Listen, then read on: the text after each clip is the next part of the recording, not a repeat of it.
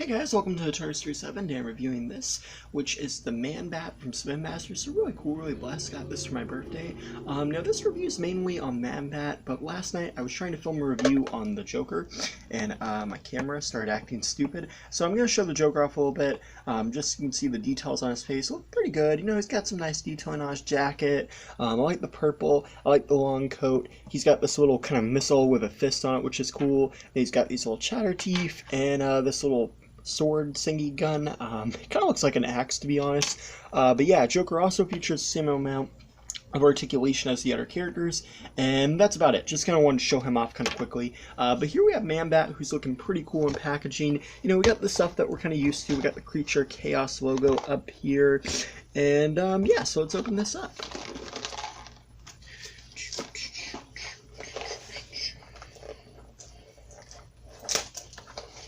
And wanted to show you guys really quickly, the card for this one is Batman in the Rebirth Tactical Armor fighting Manbat, so that's pretty cool. I like the cards. I'm not super into them, but I think they're kind of cool. So I like that they include them in these. Now, let's see what accessories we've got here. The first one is this kind of like claw thing. I'm assuming that's for Manbat. That's pretty cool.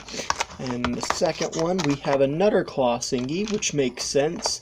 And then lastly, we have a little armor piece. That's pretty cool. So yeah, now getting Manbat out of the packaging really quickly.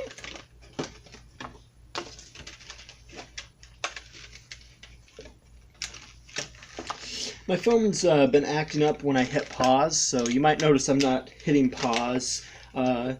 So I'm going to try to do this without pausing it, but I may end up pausing it during a video, which just don't want to kind of mess up or anything. So typically I just pause them when I get them out of the packaging, but that's why I'm not doing that, in case you're wondering now.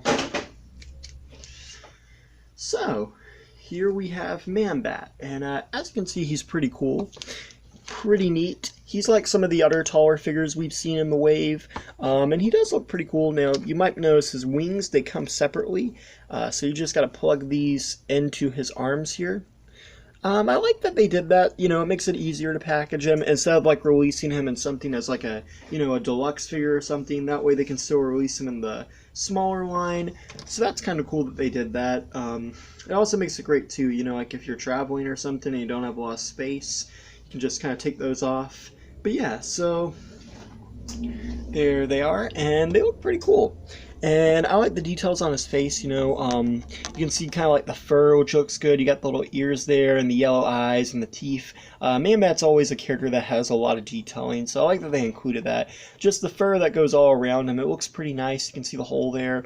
And then the wings themselves, they have these little lines that go through them, and then across them, so I think that's pretty cool detailing on those. And yeah, and then you got his jeans, which are kind of ripped. And you can see his giant toenails, which are really kind of creepy. And then he's got his claw hands there. So in terms of articulation, he's got a 360 at the head. You can kind of look up and down, but it's a little stiff. He's got 360 at the arms. They swing out the shoulder, bendability at the elbow, and a 360. So a good range of movement there. The legs come forwards, backwards, and outwards.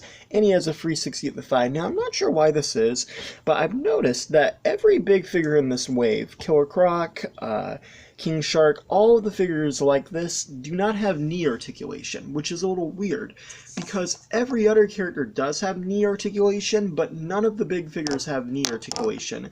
I'm not entirely sure if that's done to make them stand better, or why. Maybe like there's, like, you know, they'd be so heavy they would just like fall down a lot, but it's a little weird, and just something I kind of wanted to point out. And my pause button is working again.